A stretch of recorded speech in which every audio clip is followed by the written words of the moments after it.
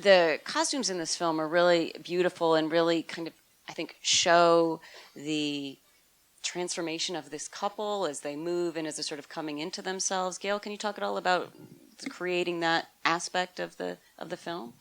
Well, Paco Delgado did Les Mis with Tom, and he works a lot with Almodovar in Spain.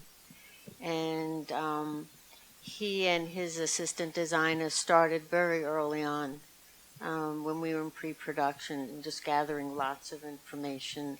And then, the budget of the movie was, quite small considering all the countries we were in. So they ended up renting a lot of things out of Paris, and London, and it's they just were like amazing. I mean, they just did this wonderful job. I thought it's the amazing thing with the costumes and the actual sets and the transformation in from going to the Copenhagen to the France period.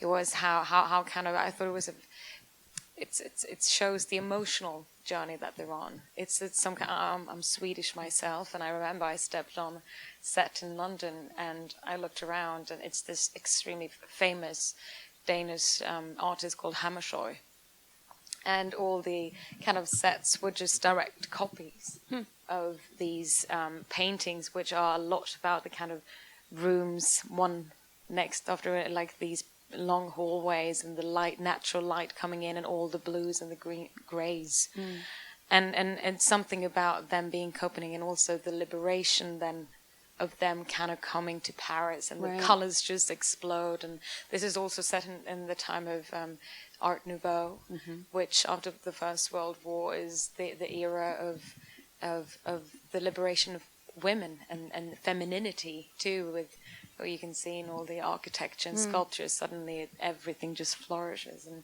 that was wonderful that we could take that in, and also because of the journey that Lily goes on, and that the experiment with in artistry could follow her journey, finding herself and her femininity.